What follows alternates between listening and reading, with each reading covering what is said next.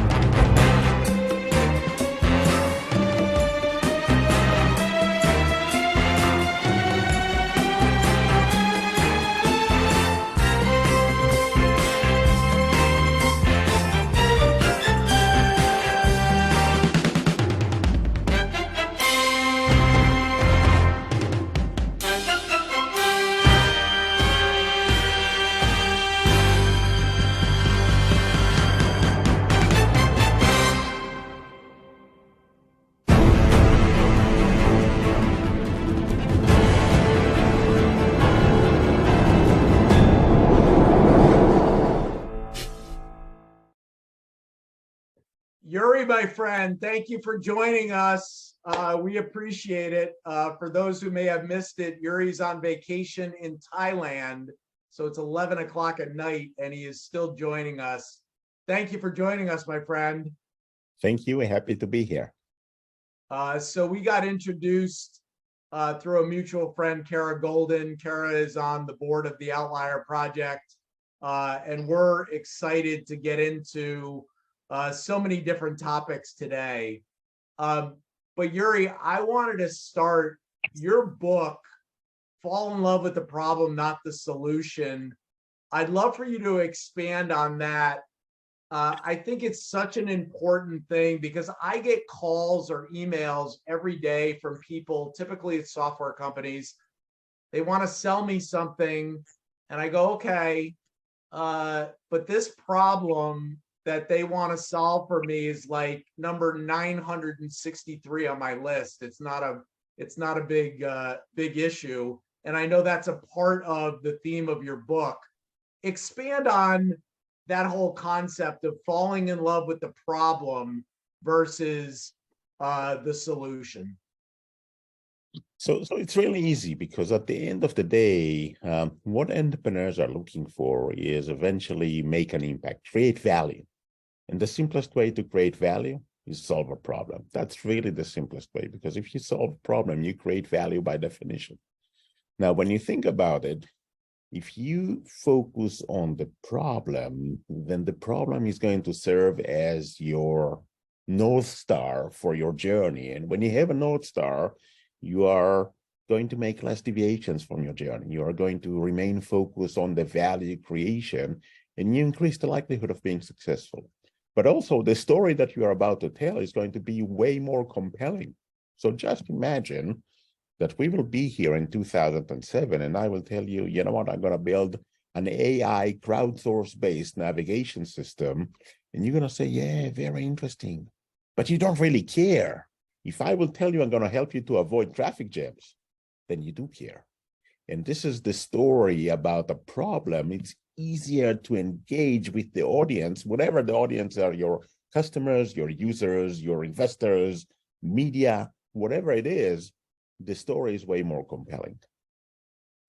You know, in 2006, I think Waze is such an interesting company to talk about because we've all probably used the app. Tell us a little bit about the origin story. So I know it had to do with a family vacation, 4 kids in a car, and I think 2006. Take us back to that and how you created such an epic company. So the good news is that, traffic problem is a problem that everyone feels and everyone have. And the result is that when you address that, then it's easier to engage and create something that creates value to all drivers. But it was back in 2006 that we were in a family vacation in the northern part of Israel. And at the end of the weekend, when it was time to go back to Tel Aviv, Israel is a small place. Essentially, there are only two routes that you can take. Just imagine that you are in Long Island and at the Hamptons, and at the end of the weekend, you can choose either the LIE or the northern or the southern, and this is about it, right? And because we had 4 kids, we were the last one to leave. And when we left, I actually called every one of the other drivers that were there and asked them, what is traffic like on their route? And I realized that there was one route that was really jammed and the other one was actually wide open. And I realized that the only thing that I need is someone ahead of me on the road to tell me what's going on. And it was only in 2007 when I met the other 2 co-founders that we decided that we're going to build it because they have figured out to crowdsource the map data as well and not just traffic information. And so the magic of Waze is that we crowdsource everything, not just traffic information and speed traps and everything. The map data itself is being generated by the drivers. So sort of a social network of drivers. We, the drivers, are helping the rest of the drivers to avoid traffic jams and speed traps. And initially, your first version was not quite where it needed to be. Walk us through that, because one of the things that I've heard you say is that entrepreneurship is a journey of failure. And I'm interested in how you would recommend people survive that roller coaster ride. So you're right. Building a startup is a complex journey. I can define that in 3 different dimensions. It's a roller coasters with ups and downs and ups and downs. And look, if you'll tell me that all businesses in the world have ups and downs, and in the recent couple of years, mainly down, then I would say, yeah, I agree. But the frequency of those when you're building startups are way higher. For a second, I would like to quote Ben Horowitz on that. Ben Horowitz is one of the founders of Andreessen Horowitz venture capital firm. And before that, he used to be a CEO of a startup. And he was asked whether or not he was sleeping well at night as a CEO of a startup. Said, oh, yeah, I slept like a baby. I woke up every 2 hours and cried. And that's really the reality. Because at the end of the day, that's the frequency of things. So roller coaster journey of failures. We're trying to do something. We're trying to build something new that no one did before. And so we have the conviction that we know exactly what we are doing, but the reality is that we don't. So we try. We try one thing and it doesn't work. We try another thing and it doesn't work. We keep on trying different things until we find one thing that does work. And when you realize that this is going to be a journey of failures, then there are 3 immediate conclusions out of that. One is that if you're afraid to fail, then in reality, you already failed because you're not going to try. Albert Einstein used to say that if you haven't failed, that because you haven't tried anything new before. If you're going to try new things, you will fail. The other part is that you really need to fail fast, because when you fail fast, you actually still have plenty of time to try something else, to make another attempt, to take a different approach, to look at it from a different angle, to build the next version of it. And the more attempts that you have, then you increase the likelihood of being successful. Just imagine that you're trying to score a basketball from half court. Now, if you're not Steph Curry and you have one shot, you're probably going to miss it. But if you have actually multiple attempts, you will make it. And that's exactly the same thing here. And the last part of this journey is that this is going to be a very long journey. And the longest part of it is that when you try multiple things and nothing works. And so mentioned earlier that the first version didn't work. It wasn't the first version that didn't work. It was the first version, the second one, the third one, fourth one, and so on. We had actually so many iterations until we got it to the level of good enough. And this is really important because biggest enemy of good enough is perfect. You don't need to be perfect in order to win the market. You need to be good enough. And in particular, when you go into this journey of building a startup, the first part of the journey is going to be to figure out product market fit. Product market fit is basically very simple. You create value to your customers. Now, the reality is that if you don't figure out product market fit, you will die, as simple as that. In fact, you never heard of a company that did not figure out product market fit. They simply died, that's it. But if you think of companies that did, then for a second, I would like you to think of, all the applications that you're using every day, from using Waze to searching Googles, to using Uber, to watching Netflix, whatever it is, and ask yourself, what is the difference between any of those today and the first time that you've used them? And the answer is that there is no difference. We are searching Google today the same way that we search Google for the first time in our life. We are using Waze today the same way. We're using Uber today the same way. We're watching Netflix. Netflix is maybe a little bit different, but by and large, once a company figure out product market fit, you don't change that anymore. And that's the value that you create to your customers. You don't want to change that.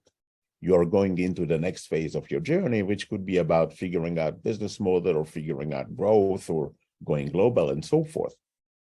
And for Waze, figuring out product market fit was very long and scary, journey. We started in 2007. And the first version of Waze was actually running on a PDA. Remember, long time ago, there were dinosaurs and then PDAs and then Nokia phones. And today we all have iPhones and Android, right? This long time ago is 15 years. That's it.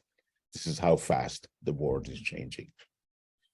And so we started in 2007, and we built the first version running in Tel Aviv, and in multiple iteration turns out to be okay, and we decided that we can launch that globally. And it was not good enough. It was not good enough in the US. It was not good enough in Latin America. It was not good enough in Europe. It was not good enough in anywhere that counts. And the challenge is that we realized that it's not good enough. And so we spoke with the drivers. They provide us with the feedback, what doesn't work for them. And we built the next version addressing everything that they've told us. So we know that this is it, and it's not. So we're doing it all over again. So we speak with the drivers. We realize what doesn't work. We build the next version, addressing everything that they've told us. And we have the conviction that this time it's definitely going to work, and it's not. One iteration after that, or more than a year of iterations until it's starting to become good enough in some places, and then in more places and in more places. And the magic of Waze is that there is a flywheel, right? The better that the service becomes, more users are coming, the quality of the data improves, and that feeds the system. I think there's some common denominators to great entrepreneurs. And one of them, I think, is not worrying about failure. So I think of, Sarah Blakely, the CEO of Spanx, and the way that she grew up, where her dad around the dinner table would ask her and her brother Ford, what did you fail at today? And I think of people like Gary Vee, who's not afraid to fail. And I think you had a similar upbringing. Your father was an entrepreneur, and you were encouraged to fail. Talk about that and how important that is to be a successful entrepreneur. So look, when I was young, if I would come to my dad with the craziest idea, he would look at me and he would know that it's not going to fly. And he will tell me, why don't you give it a try?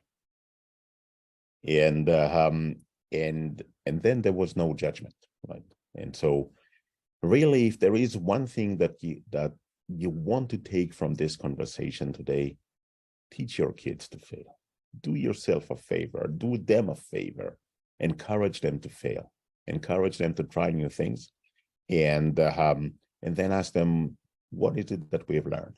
And that's it, right? No judgment. Because when you do that, you empower them to expand their boundaries. You encourage them to look for the stuff that they really like to do. Because if they are going to remain in their comfort zone, they're not going to try new things. And it's not guaranteed that they actually found something that they really like. And at the end of the day, there is only one thing that we would like for our kids. We want them to be happy in their own way. And one of the keys for that is to find something that they really like to do and that they are good at. And for that, they will need to discover that. So if we can encourage people to try more, then we are actually going to increase their likelihood of being successful. Why did you choose to be an entrepreneur? Because, entrepreneurship is considered pretty cool today, but I think back in the day when you and I grew up, like entrepreneurship was not looked at the way that it is today. Why did you choose that route? For a second, I would say entrepreneurs, they have this different attitudes towards things, right? They don't accept anything for granted. They will challenge everything.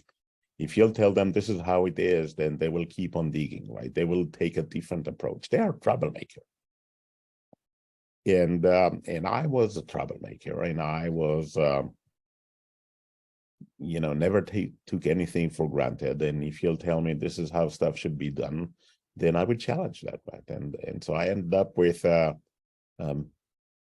every place I ended up to be a troublemaker, and I realized that I need to create my own path, and that's why I became an entrepreneur. And later on, I realized that there are actually two very strong personalities in me. One of them is an entrepreneur, and the other one is a teacher.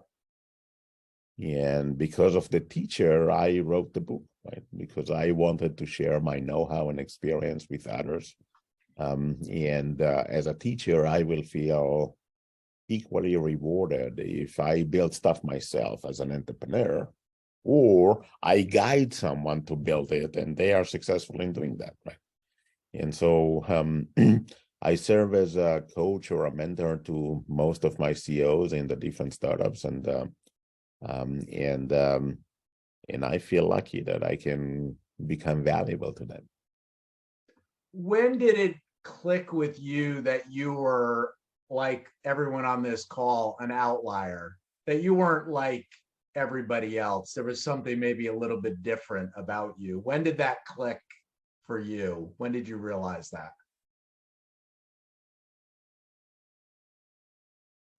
For a second, I would say I think that I never realized that. I keep on facing that every day or in multiple occasions, and I still have a hard time to admit that I'm different. Really? So you don't see it? Occasionally, I don't see it, right? It took me a while and actually to realize that the stuff that I see it differently, right? So someone told me once that, look, you are very rational person. You look at the same facts as everyone else, and you get to a completely different conclusions. And for a second, I was confused, but he was, in general, he was right.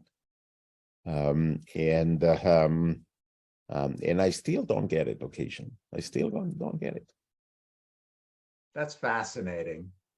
One of the things that I've heard you talk about that I'd love for you to explain to people is why frequency of use is so important if you want to get word of mouth traction for your product.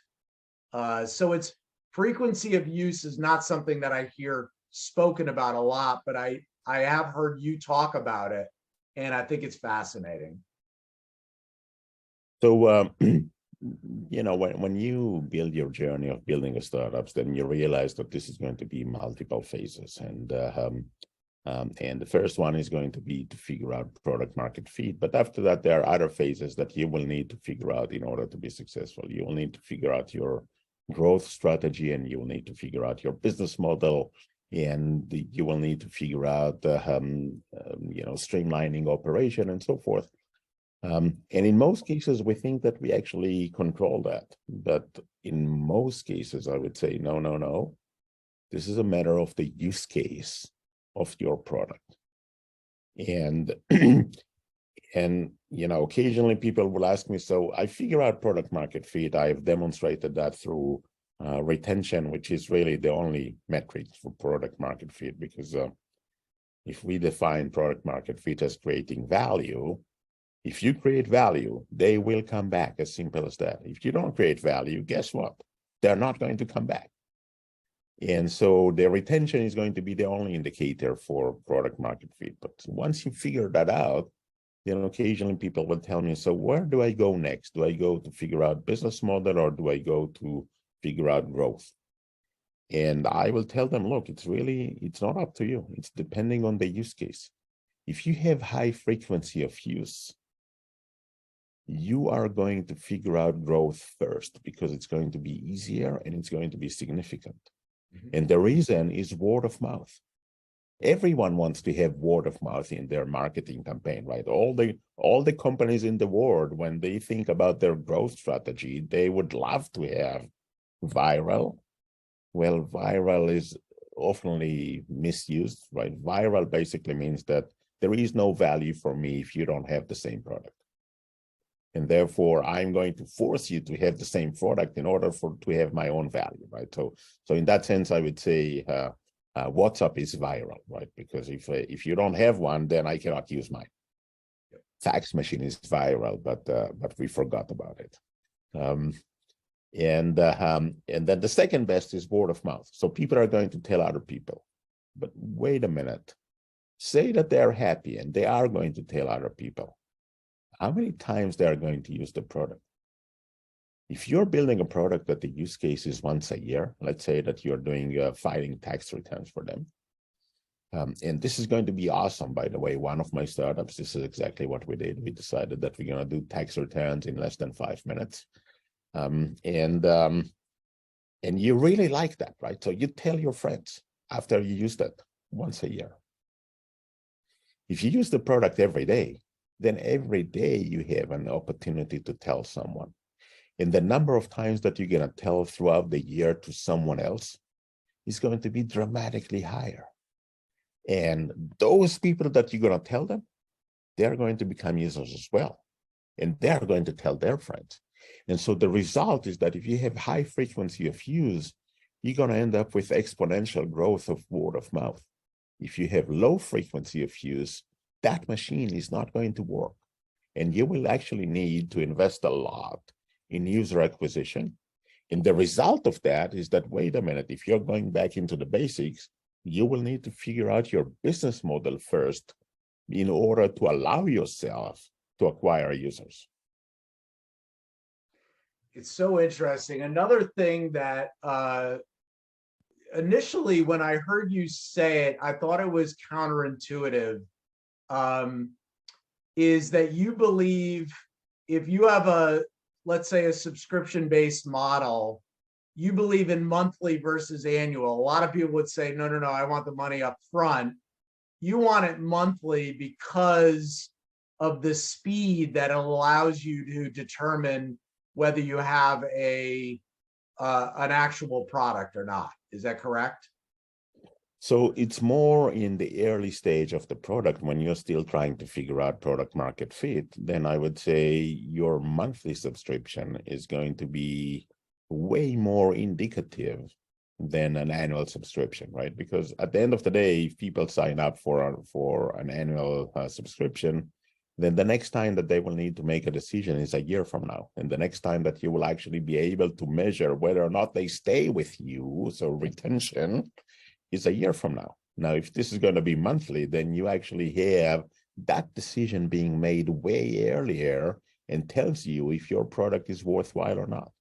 And so in the phase of not figuring out product market fit yet, then I would say monthly subscription is way better because then you need to face the reality faster. And look, if the reality is not there, and it's going to take you a year to realize that, by that time you have spent so many efforts on going into the wrong direction, like trying to build your own organization for sales or support or growth, whereas you still need to figure out your product market fit. And so you still need to invest heavily on the product. And the result is that the monthly subscription is the one that actually going to reveal the truth earlier. So think about it as a crystal clear mirror rather than a blurred mirror, right? So blurred mirror, everyone looks perfect, except the fact that we are not. One thing that I think is fascinating about you is you've had not success, you've had massive success, and you've had massive success multiple times, but yet you're on vacation in Thailand at 11 o'clock at night talking to us. What is that? Where is that motivation still coming from? Is it kind of your life mission, or I'm fascinated by that? So it's way simpler than you think. You know, my mission is about value creation. And I want to create more value, and I believe that I can. And so at the end of the day, I would say if there is one person here in this audience that is going to take one thing of the stuff that I say today, and is going to use that, and that is going to become valuable for them, then I did my share. Then I actually fulfilled my destiny of value creation. And this is what makes me tick, right? Because at the end of the day, when you think about it, I become meaningful by creating value. The other alternative is meaningless, and that I don't like. Amazing. Yuri, we have so many questions for you that we're going to try to get them all in as quickly as we possibly can. Guys, remember, we have limited time, so really try to make your question as succinct as possible. We are going to go to Ash. You are up first with Yuri Levine. Awesome. It's great to have you here. My name is Ashley Munder. I run commercial partnerships at a sports agency. You speak a lot about the importance of failure, obviously. And I think the one thing that's just as important as that failure is like finding your tribe and the importance of the people that are behind that army. And with entrepreneurship being such a lonely road, how did you measure or determine the buy-in from the circle of people that were around you, especially when failure just tested you and those people time and time again? You know, if I would count the number of investors that told me that this will never work, that's probably 100 of them, right? And so when you come with a new approach, the general answer is going to be this will never work, right? And these are the nice guys. The lesser nicer guys, they're going to tell you this is the stupidest idea that I ever heard. But at the end of the day, you find the people that believe in your vision, in you, and they join the journey. And what happens is that throughout the journey, when you are, when nothing works, when you try different things and nothing works, and you are sort of in the middle of the desert and you need to cross that, there are two things that are going to help you: the team that you have built and the mission that you have. And the team is that, for a certain extent, I would say you are there for the team and they're there for you. And that's what's going to make the difference. Awesome. Thank you. Love it. Michael in Colorado, you are up. Thanks, Scott. A lot of the questions I had were answered, part of which, Ashley just asked a very similar question, but you mentioned these iterations. During these iterations, were you live or like in test pilot or in a sandbox? Always live. right? Okay. At the end of the day, look, just imagine that there are two twin startups, right? They started the same day and they're building the same product and they have exactly the same teams and they're making exactly the same progress. Until a certain point of time, this company is saying, you know what, our product really sucked. We need to go and reiterate that in our lab. And this company is saying, you know what, our product really sucked, but we are going to go to the market with it. From this point on, this company is moving way faster because they have the feedback from real users. At the end of the day, when you think of yourself as a user, you're an amazing sample of one person. That's it. When you start to have real users, you're still going to start to have real feedback. And many of the features that you thought are critical and important, you would realize that no one is using them and no one cares, right? And that will help you to focus the efforts on the stuff that does matter. Thank you. Can I do like a mini question, Scott? Absolutely. When you were failing to, raise the funds you're looking for these investors, how often did you change your story to finally, get that one investor that believed in you and the story? So at the beginning, I thought that they know something that I don't, and I readjusted the stories accordingly. But then after a little while, I realized that they simply don't get it, and I need to improve in my storytelling. And this is exactly what I did. The story remains the same, by the way. At the day that we have sold Waze to Google, I looked at the first presentation that I presented, and I actually can present the same thing. Amazing. Jeff in Connecticut, you're up. Okay, thank you, Scott. Uri, thank you so much for being here. I too am a Levine through my mother. That makes us a brother from another mother. So, shalom. Listen, my question is on Fearfly, one of the companies, I didn't know this existed, Fearfly, which monitors ear fear and tells us when the prices have changed. I find that fascinating and certainly is a value creation.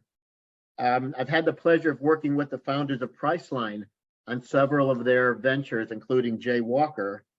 And I was curious as to, is that type of service something that's going to be available to us as a consumer or through companies like Priceline would be my question.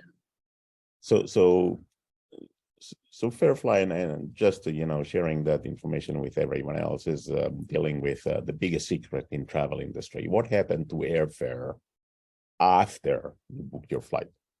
Now you don't know because no one is comparing prices after they make the reservation. The prices are going up and down. Airfare is going up and down all the time. They are going up and down before your reservations, and they'll keep on going up and down after you make the reservation. So what Fairfly does is actually monitor your own itinerary. And let's say this is the price that you paid and this is the cancellation fees. If price drops here, you are leaving money on the table. I don't like to leave money on the table. So what Fairfly does is monitor your own itinerary. And if the price drops, you can actually rebook the same flight at a cheaper price.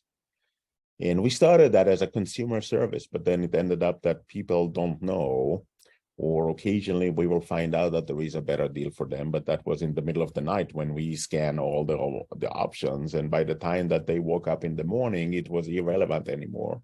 And we created even more frustrations than before. And so we ended up with Fairfly offering the service to corporates. And we can probably, for most corporates, save about 10% of their travel budget. That goes directly to the bottom line. And so Fairfly is focused really on the corporate market, but I think that over the years we will become part of traditional online travel agencies. So like the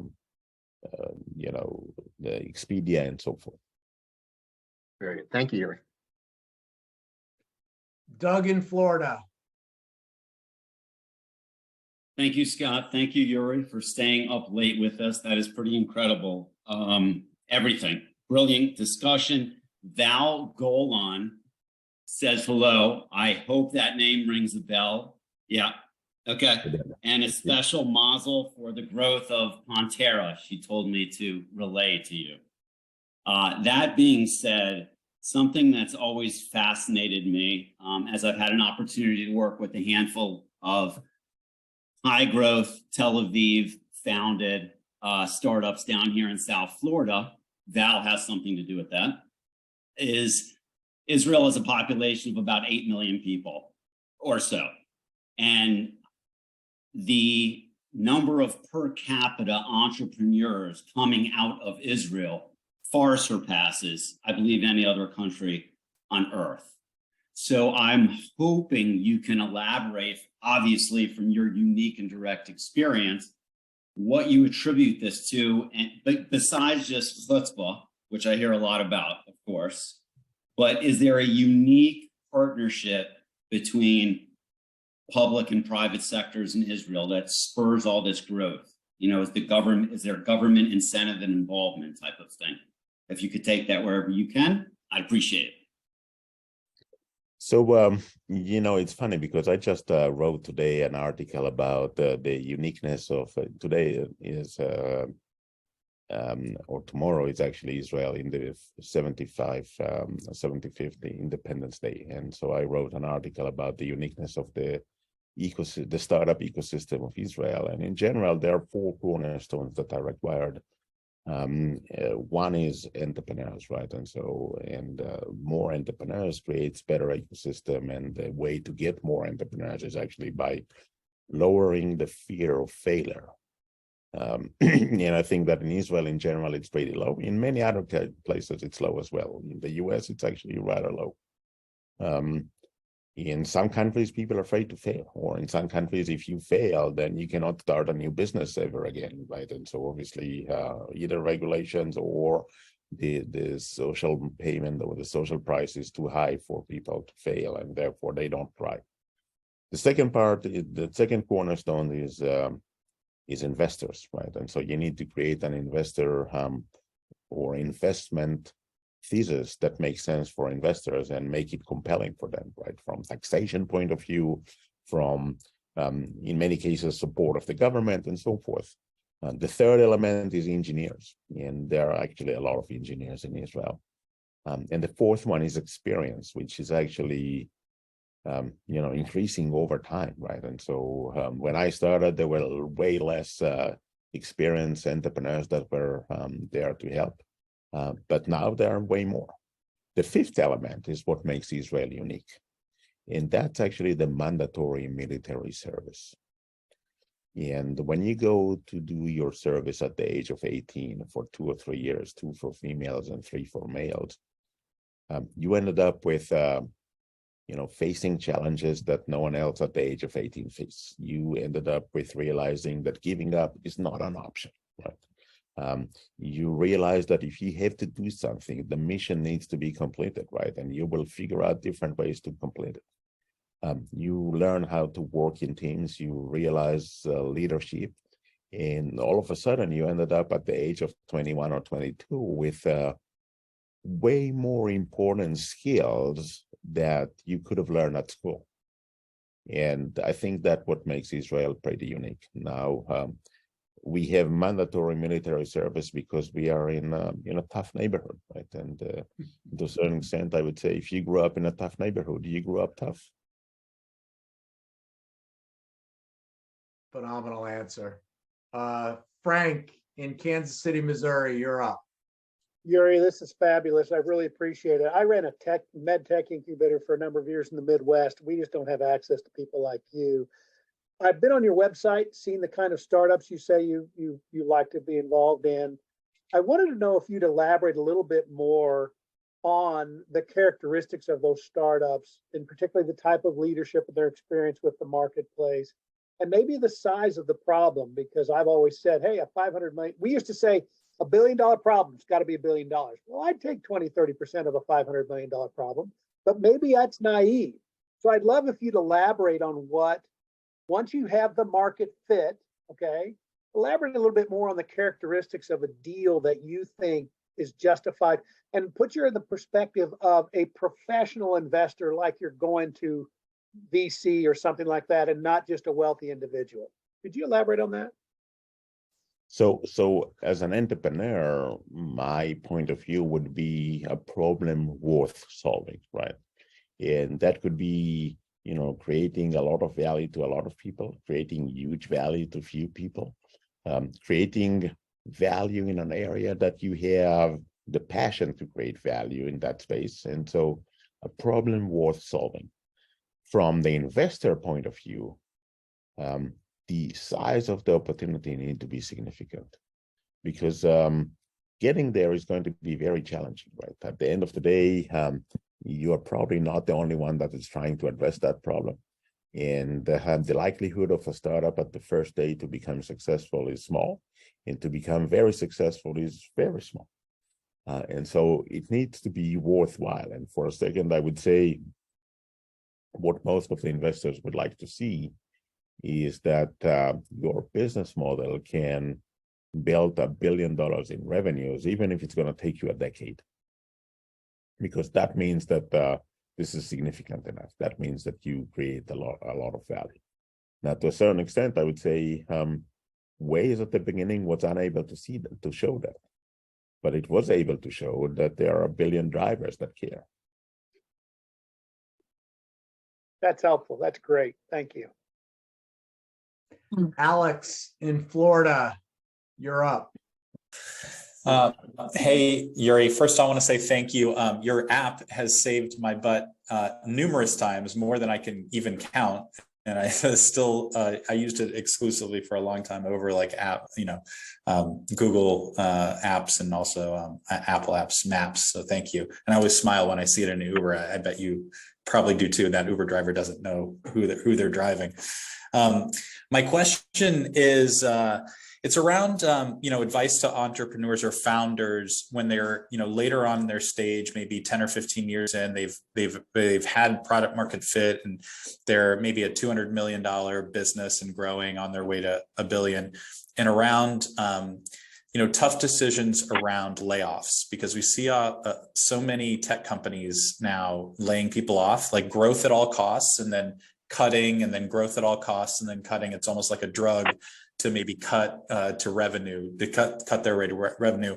And my question is, when, if you've, as an entrepreneur ever had to lay someone off, what were the determining factors for you really at the end of the day? And then maybe the follow-up would be any advice on how to actually communicate those messages to the people, because even though you're solving big problems, you don't solve them alone, you solve them with people. So I've seen a lot of interesting things, let's just say, in the last few weeks of that. So would love your perspective. So, there is, by the way, a chapter in my book that is called Firing and Hiring. And initially, when I sent the book proposal to some of the publishers, they told me it should be hiring and firing. And I said, no. Firing is hard decision. Hiring is actually easy decision. First of all, we need to learn how to make hard decisions. Now, this chapter is coming from multiple dialogues that I had with entrepreneurs that their startup failed, and asked them why, what happened. And about half say the team was not right. By the way, it was not the real answer. The real answer is that they did not figure out product market fit. But in their perception, half of them say the team was not right. And I kept on asking, okay, what do you mean the team was not right? And I heard, we had this guy not good enough, and this guy. So not good enough was main reason. Another reason that I heard quite often is that we had communication issues, right? Something that I actually called ego management issues. And then ask them the most interesting question: when did you know that the team is not right? That's a scary answer. All of them say it within the first month. And you say, wait a minute, if you knew within the first month that the team is not right and you didn't do anything, the problem was not that the team was not right. The problem was that the CEO did not make hard decisions. Making hard decisions is hard. Making easy decisions is easy. This is why most people don't like to make the hard decisions. And in a small organization like startup, they will go all the way to the top. Now, the nature of the beast resides someplace else. Just imagine startup is a small place, right? Imagine a small team, maybe 10, 20, 30 people, and there is someone that shouldn't be there. Everyone knows. Everyone knows, and the CEO doesn't do anything. That's the nature of the beast. And to a certain extent, by the way, I conclude this chapter with a very important, insight that is basically say every time that you hire a new person, mark your calendars for 30 days down the road and ask yourself one question. Knowing what I know today, would I hire this person? Now, if the answer is no, then fire them immediately. They're not going to be successful, and everyone knows that. If the answer is yes, by the way, give them more equity. This is time to actually show the recognition that that you are extremely happy with them being on board, and show them the gratitude of more equity. So the important part is that firing should happen constantly, and every time that you're gonna have someone that does not fit, you need to actually do that for their own good, not just the sake of the organization and the sake of the likelihood of being successful, but for their own good, because they're not going to be successful. And the result is that if you are doing that, instead of hiring and hiring and hiring during growth period, then you end up with you need to do less of the firing when we have bearish market. Now, the reality is that many of the tech companies that are firing today, they're doing the late correction for the overstaffing and staffing of people that are not necessarily the right people in the right positions. But in general, when you need to do layoffs in order to reach profitability or in order to improve the business results, then there are two things that I would say. Number one, the most important stakeholders in your journey are your people, not the shareholders, not the board of directors, not the media, not your customers, the employees. And if there is a way for you not to do that, then don't. Then figure out that way and avoid that at all costs if possible. If you cannot, if you have to, then do one strike. That's it, right? So figure out, I need to reduce 20% of the people, do a deeper cut, but only once. Because when you do it, then you explain to everyone, this is what we need to do, otherwise we will run out of cash and then everyone is going to go home. Then people will support the decision and they will be overcommitted to the next part of the journey. Now, if 3 months later you will tell them it's not enough, you would lose the commitment and the loyalty, and everyone in the company is going to start to look for a new position. So if you have to do it, if there is no other way, then figure out what is that you need to do and do even deeper cut. Unfortunately, yes. That in and of itself was like a little mini masterclass. That was tremendously impactful. Paul in Florida, you're up. Wow, Yuri, I just want to say thank you so much for your time. I learned so much. My question for you is, you've had a massively successful business career, multiple billion-dollar exits, and you've met like so many genius people. If you could go back, say like when you were in your 20s, I'm only 26, what 3 things would you share from all the experiences or people that you've learned? If you had to pinpoint like 3 things, what advice would you give me?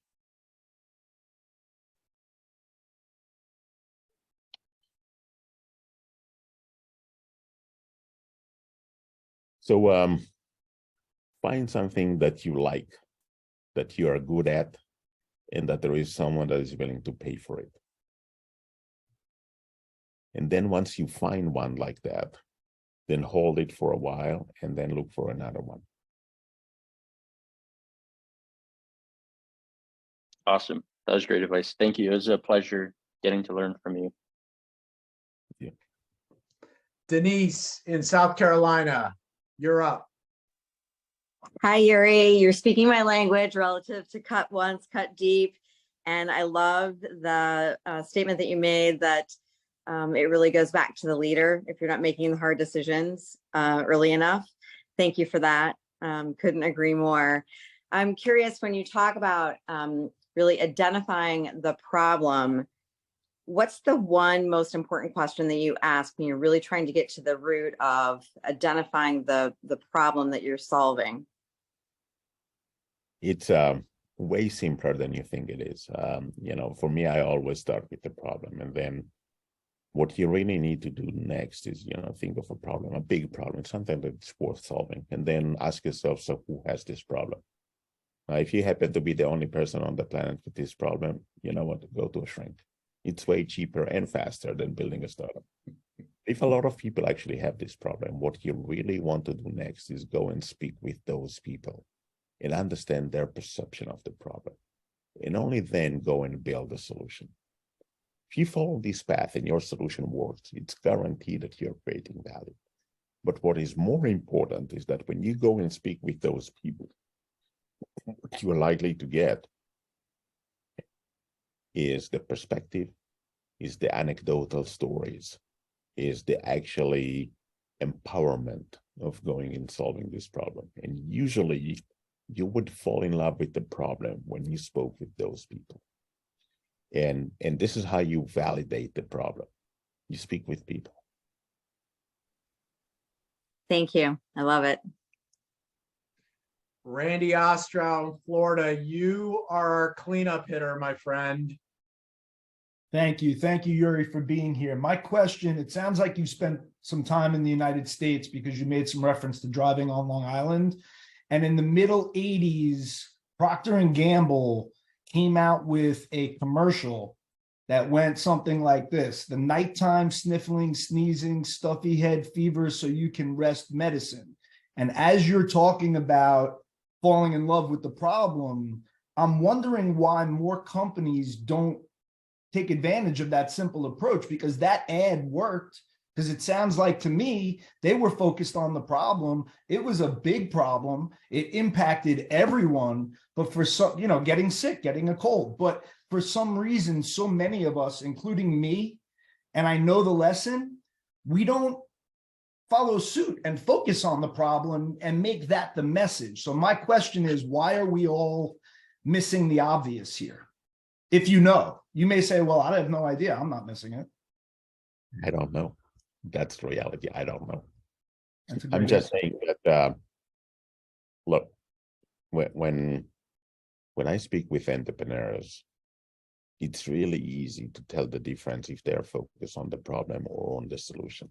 If their stories start with our system is or our company is, they focus on the solution. Right.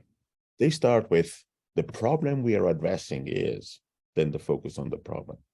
If they're telling you the value that we create for you is, then they focus on the user, which is actually even stronger than being focused on the problem. For me, it was simply, kind of natural. I'm